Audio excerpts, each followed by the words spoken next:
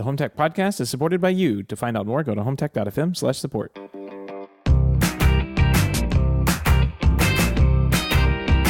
This is the HomeTech Podcast for Friday, March 23rd, 2018 from Denver, Colorado. I'm Jason Griffin. From Sarasota, Florida, I'm Seth Johnson. Jason, how are you doing?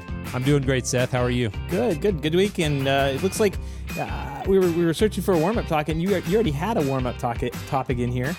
Looks like you're streaming stuff, man. So does that mean the cables are cut? Well, they're not yet. We're getting close. You know how I move around here, Seth. I make decisions about my home technology. I'm slower than my Wi-Fi when it comes to making these sorts of decisions. It's the soap opera effect, man. I haven't been able to make that leap yet, but we are watching. We are Amazon Prime subscribers, and so we do watch Amazon Prime Video on our Apple TV. And a new season of Sneaky Pete is out. Have you watched this show, Seth? No, but I've heard good things about it. So I'm actually curious to what you have to say about it, because I've heard good things. It's a great show. It's got Giovanni Ribisi, I believe is his name, if that means anything to you. Yeah. He's one of those actors, you would know him. You know, if you're listening and the name doesn't ring a bell, you'll see his face and you'll know who he is. And, season 1 had Bryan Cranston, most famous for Breaking Bad, and he is the producer of the show as well, and or one of the producers, I should say. And so it's got a very similar feel in certain ways to Breaking Bad. Very different plot, so it's not it doesn't follow along those plot lines, but stylistically, you get some of the same sort of characters, and it's really good. It's a great show, and season 2 just came out, and so my wife and I sat down and watched episode 1 last night after the kids went to bed, and so far so good. I won't spoil anything, but the way that season 1 ended, it kind of left you wondering how they were gonna, where they were gonna go with season 2, and so episode 1 was a good one, and we'll keep you posted. Yeah. So you put that on there. It's a streaming thing, and I happened to watch a movie this weekend, and I was like, you know what? I've got a streaming recommendation. So if you like Jack Black, and who doesn't? He's the Kung Fu Panda. I mean, why wouldn't you like him? How could you not? Yeah. He's been in at least 1 or 2 of those movies. He has made a couple of movies with Netflix, actually. One of them's The Polka King, which is about this insane guy who is like a polka player in, I don't know, I forget where, up north, the northeast somewhere, that goes around scamming people out of money. Kind of not realizing he's doing it at first, and then like just fully investing in it, like going all in, and let's just say shenanigans happen. The second movie is kind of along the same line. Like if Jack Black is doing these like odd criminal movies, these two are just amazing. So again, another true story movie called Bernie, and it's about a funeral director that kind of let's just say he kind of takes care of the older ladies, and after their husbands die, and one of them he kind of falls in love with and ends up killing her. And it's a great, well, it's a insane, absolutely insane story, and turns out it's true. Took place in Carthage, Texas, which is in like East Texas, and many of the people who were in the movie were actually like residents of Carthage, which is kind of cool. So, funny movie, really funny movie. So yeah, check you it said out. Both of those are Netflix? Both of them are on Netflix. Yeah. Okay, great. I love it. Yeah, we'll have to start doing some periodic sort of show updates or quick movie reviews, because there's just so much to choose from now that you hardly know where to start. And so I always appreciate getting a good tip on a new show or new movie. In fact, a friend of mine a while back is the one who told me about Sneaky Pete, and hopefully anyone who is listening who hasn't checked out any of those, go check them out. Let us know what you think at Home Tech Podcast. We'd love to hear from you, Seth. But why don't we go ahead and jump into some home tech headlines. Amazon is trying out a new brief mode for Alexa. The new mode results in Alexa talking less by replacing some of her verbal confirmations with simple beeps. Several people on Reddit have reported receiving the new capability, and a new setting to turn brief mode on or off in the app Some say the new ability disappeared after a few hours. So sort of mixed reports. I have to admit that I have not gone into my app to see if it is there. I'm not sure if you have, Seth, but this seems like this mode would make a lot of sense. Yep. No, it's not there. And I guess it was, briefly available.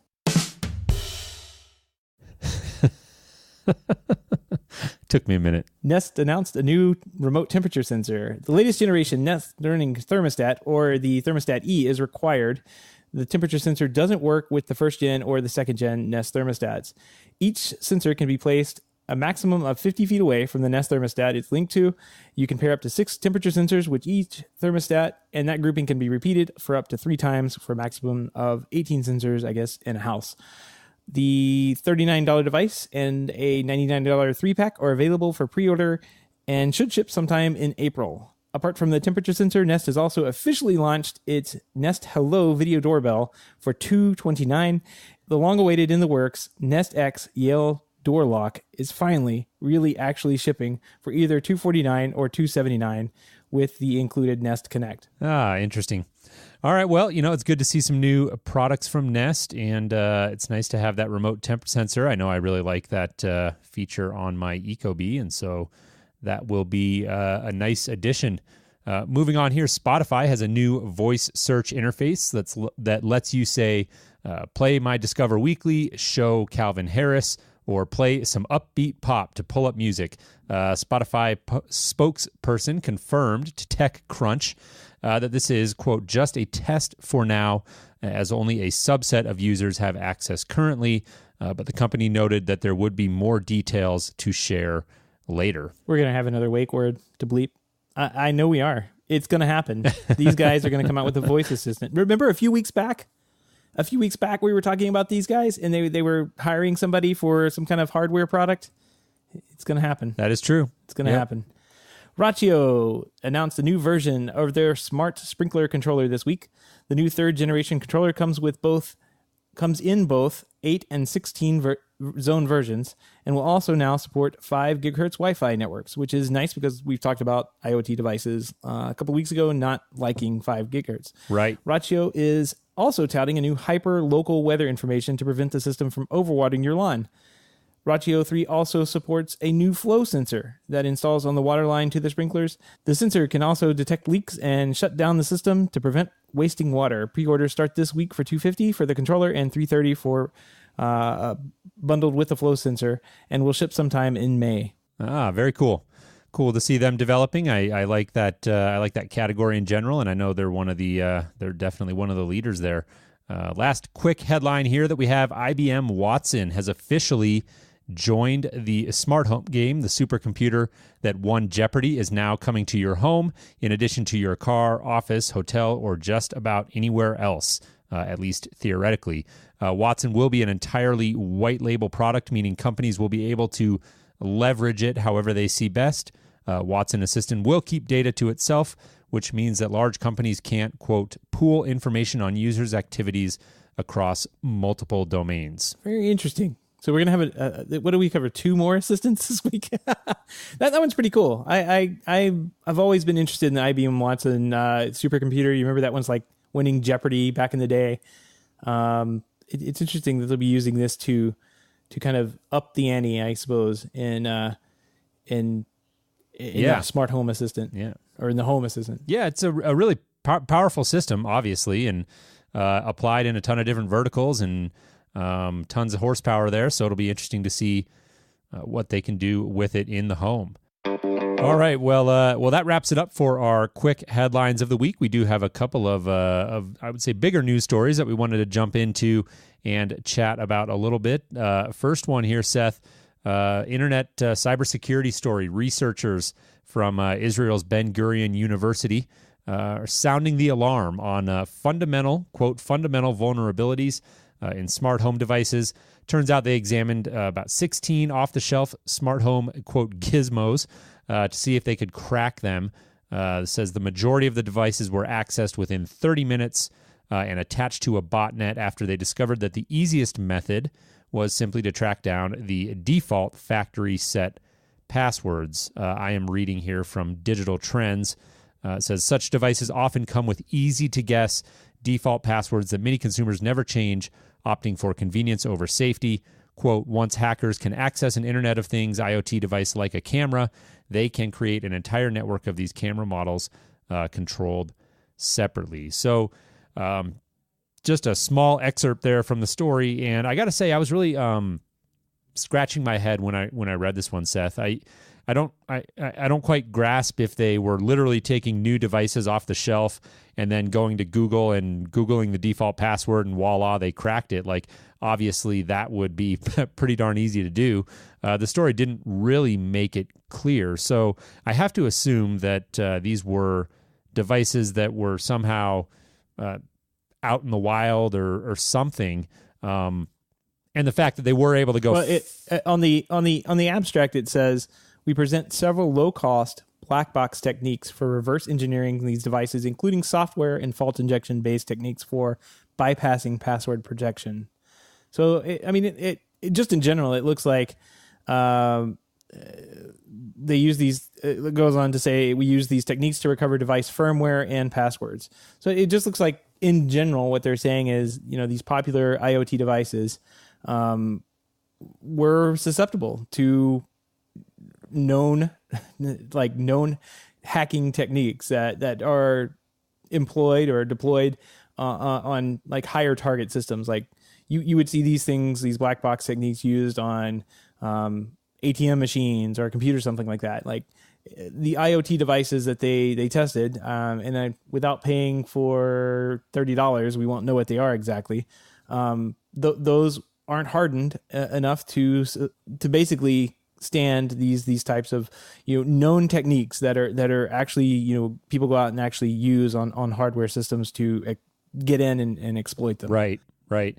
And I do know that it is interesting. I can recall on more than one occasion being out in the in the days when I worked out in the field and in clients' homes, and you'd go to a house where maybe you were doing like a takeover project, and the homeowner had maybe an old router or something that they wanted you to incorporate into the system, and they didn't remember the admin password. And I can tell you at least probably half a dozen times that happened to me. I would go online and I would Google the model number for that particular router, and I would Google default password for Linksys, blah blah blah. And sure enough, like more often than not, it would work. And so I know what they're driving at here is, a lot of people don't, they just don't change those passwords, and it's either most often because they just simply don't realize it. I think especially with something like a router, people who don't know as much tend to confuse the Wi-Fi password with the admin password of the hardware itself. So, I think what they're getting at here is reinforcing how important it is to change your password, because those default passwords are very, very easy to find on the internet. You can Google just about any smart home device out there, and somewhere on the internet somebody has posted that default password. So those are very easy to find, and if you don't change it, you're certainly leaving yourself open to a very, very easy vulnerability. Yeah, and these guys went a little bit deeper than that. Like you're talking about remote exploitation. These guys basically had the devices in hand. They popped the tops off of them and soldered connections to the boards inside to actually get in there and like sniff out the password that was either loaded in the bootloader or they really went deep into these devices, like hooked up a serial connection to these devices to get in and into their console and do some crazy stuff. So, and at that point they can say, oh, we use these particular techniques that are known to work in certain computer systems. That's all well and good. It's good to have somebody looking at this stuff and going in and doing this, because if nobody's looking at it, like you're saying, you may change your password and somebody could come along and find a workaround to basically pull your password out of there or change your password or just bypass the password altogether. And without these kind of like in-depth studies done by security researchers, the products don't ever get any better. And right. That's what we need to have happen. Right. But literally, like reading from the story here, it says, they originally set out to disassemble the devices and reverse engineer them before they discovered that the easiest method was simply to track down the default factory set password. And then it goes on to say, it only took 30 minutes to find passwords for most of the devices, and some of them were found only through a Google search of the brand, said Omar Schwartz, one of the researchers on the project. So, definitely there are other ways that they can get in there and do that. But, my personal stance on cybersecurity in the home is that you don't have to be smarter than the hackers. You've only got to be smarter than like the vast majority of people who are too, lazy or just don't realize that they need to change their passwords. Because unless somebody's specifically targeting you for some reason, like you really just, pissed off the wrong person and they're out to exploit your smart home to get back at you, odds of them personally targeting you are low. What most of these hackers and most of these exploits that you hear about are out there targeting are, broader swaths of people who are using those default passwords. Yep, absolutely. Change your default passwords, and don't let anybody come into your house and solder things to some IoT device that you have. I think you'll be all right. Exactly. Some of the other tips that they point out in this story: buy IoT devices only from reputable manufacturers and vendors. Some of these sound like fairly common sense, but good. Always good to revisit. Avoid used IoT devices. They could already have malware installed on them. Research each device online to determine if it has a default password, and if so, make sure to change it. Use strong passwords. Don't share passwords. Update software regularly. And, of course, carefully consider the benefits of connecting a device to the internet in the first place. Yep, absolutely. Yeah, and consider maybe not hooking up that Wi-Fi crackpot or whatever, because it might, have an exploit into it. Yeah. I think. Did you ever buy one of those? No, I came close. We ended up finding one that looked better, and that's what we went with. The household committee got the vote on that one. Yeah, I mean, there's only so far. It's like, this is really cool, we should get this, and there we go. Yeah. Cody makes a good recommendation too that's worth mentioning, using a password manager like LastPass or 1Password to generate random, unique and strong passwords for all of your devices. I know that is a very widely suggested best practice for cybersecurity. It's definitely something I do and have done for many, many years here in my home, and it is a very good practice to get into, especially when you start connecting things like smart locks and this sort of thing. It is takes on a new level of importance. Yeah, the best password is the password you don't know. I guess. Right. That's the way I look at it, because if I can remember a password, then it's going to be pretty easy to guess, right? And a computer can guess these passwords really quickly. But yeah, make these things do like random passwords that are long enough to survive the heat death of the universe, and then you'll be okay. That's right. All right. Well, we got one other story here we wanted to tee up for a little bit of discussion. The Information has published a lengthy report covering the development of Siri. The article documents Siri's tumultuous changes in leadership and management over the last few years, indicating that Siri 1.0's infrastructure was, quote, very creaky, which held back the service. One of the most interesting anecdotes in the claim is the claim that Apple's HomePod team didn't meet with the Siri group until 2015, after Amazon Echo first debuted in late 2014. Story says Apple had originally considered launching their speaker without Siri. So very interesting. Little bit of a summary there that we're reading from 9to5Mac, but if you're interested in the entire report and you're a subscriber to the Information, you can go check that out in its entirety. Yeah, behind a paywall there. This is I heard this kind of go through, and I don't know, it's kind of interesting. There's a few things about it though. When they said Siri struggled for many years due to the poor engineering decisions on the 1.0. Like, I remember when Apple introduced Siri, and people were like, "Oh, this is really cool." They got it on their phone, and it didn't work at all. Like, at all. Like, Siri used to be extremely bad. Like, it wouldn't even answer you most of the time. Yeah. And it got a pretty bad reputation behind it. Like I still think that many of those like first use cases of people using Siri definitely held like that first impression that you get from using it definitely has held on here so many years later, 2015. So yeah, 3 years later. More than that. It had to have been further back, 2013. So 2011. When did they launch this thing? Let's see every date on this story possible. Yeah, I like I said, I remember when it came out, and I remember that it was a very forward-thinking product for them to include in all of the smartphones, but unfortunately, it just did not work at all. The first maybe year or two that they had it out, like I remember there was like, just don't even bother using it because it doesn't work. And then they started to really put some changes into it, but unfortunately, and I think this is kind of in there, about they only like updated it and added things into it once a year, and that's not like for Siri and for like iterating on a product. I mean, there's no reason to update it once a year, like with major software versions. Like if there's something good and something cool that you're worked on, they should just push that out. And I think you've seen companies like Amazon and Google kind of take that approach and really make a splash, not only with a product that works and first impression out of the box, the Amazon Echo was great talking to. They have been able to iterate on the platform a lot faster, it seems, than whatever way Apple seems to have been doing it. Although, Apple did do more voices, more locales, like more languages earlier on than either Google or Amazon.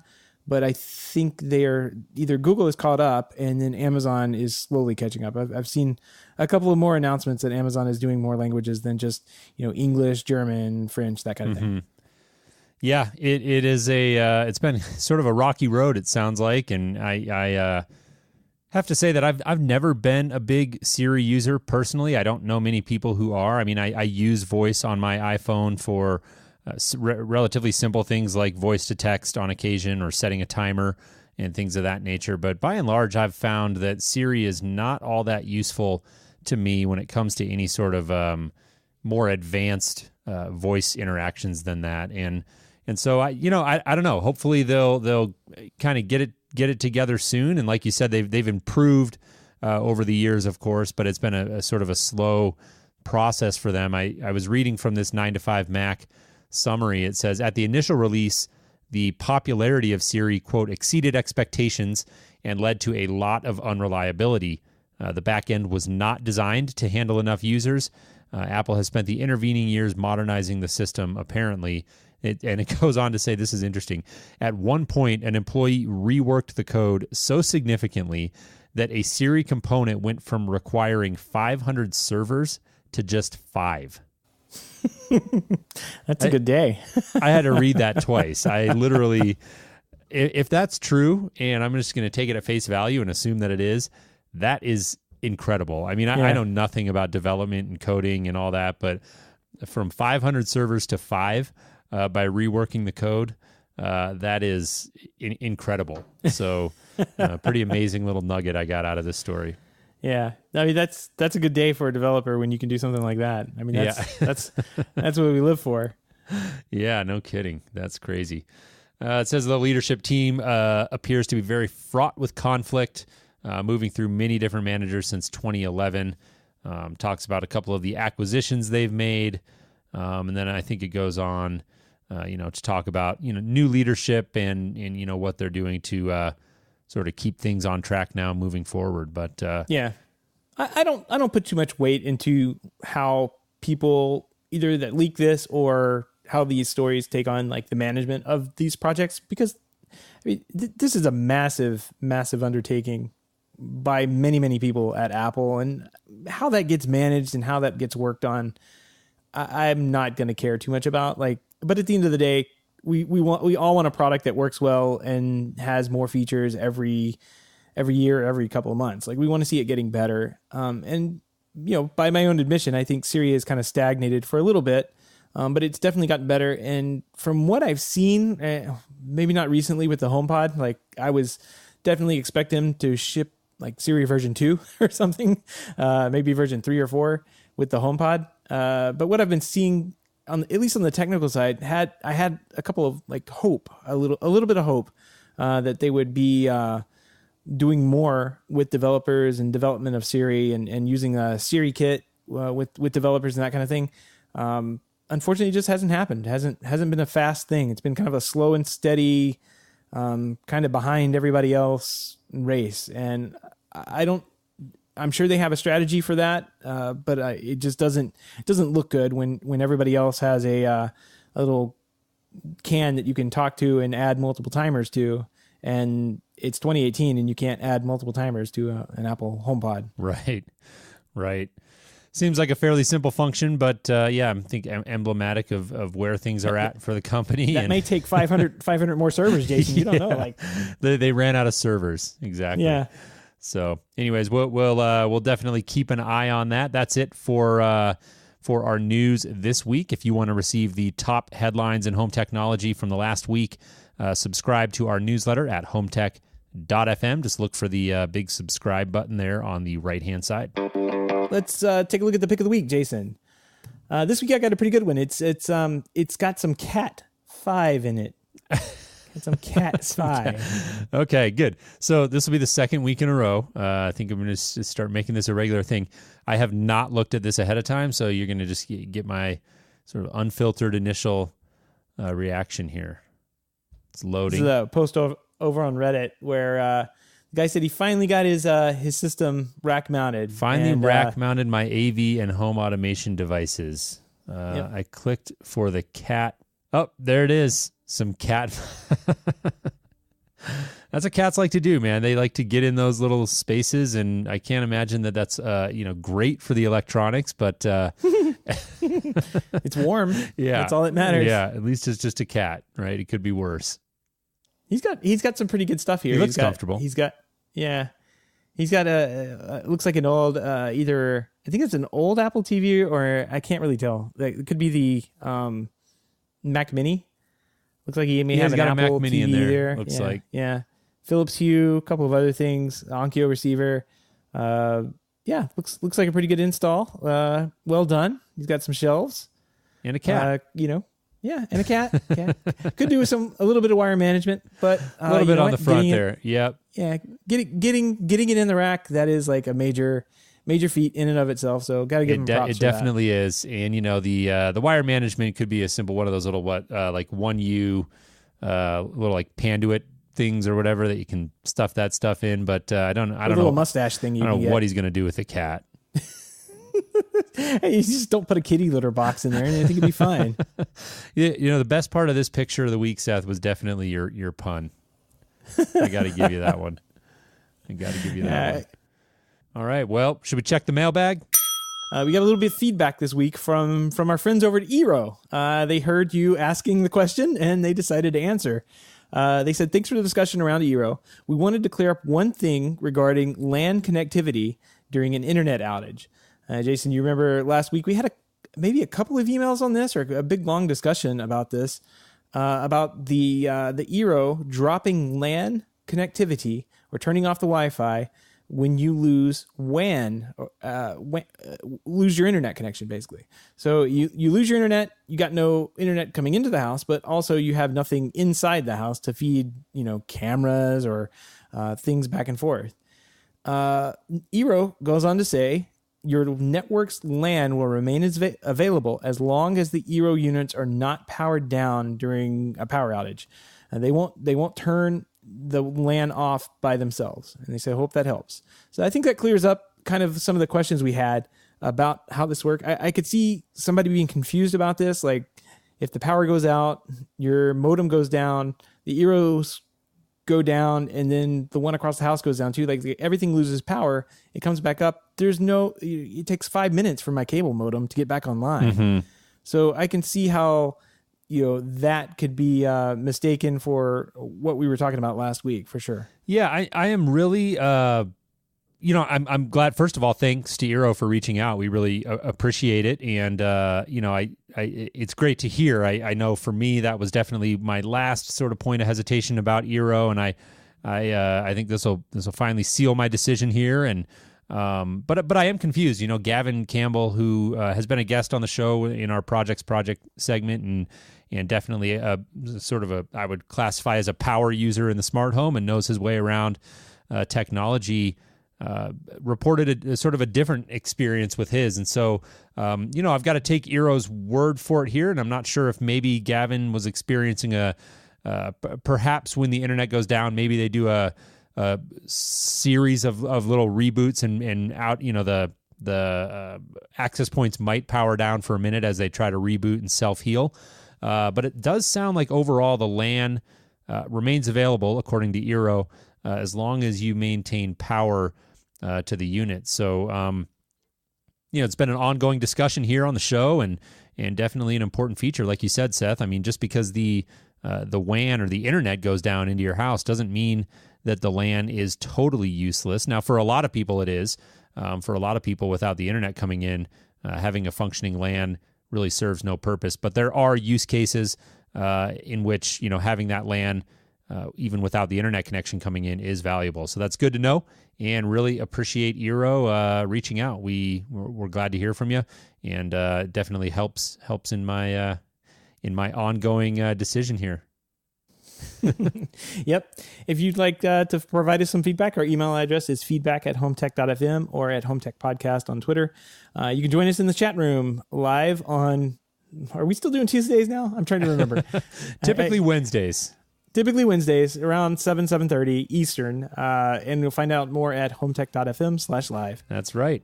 Well, that's going to do it for us this week, Seth. As we always do, we want to thank our supporters, our patrons of the show. If you're interested in learning about how you can support our efforts here at the HomeTech Podcast, head on over to HomeTech.fm/support.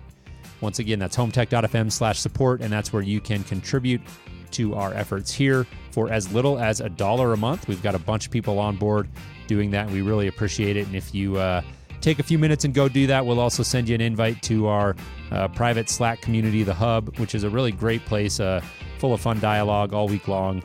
Just a bunch of people who really love the smart home getting together and having great conversations. And we've got people in there literally from all over the world. So we have a lot of fun with that. And if you're interested, one last time, HomeTech.fm/support. Well, Jason, I think that wraps up the show for this week. I will talk to you next week. All right. Sounds good, Seth. Take care.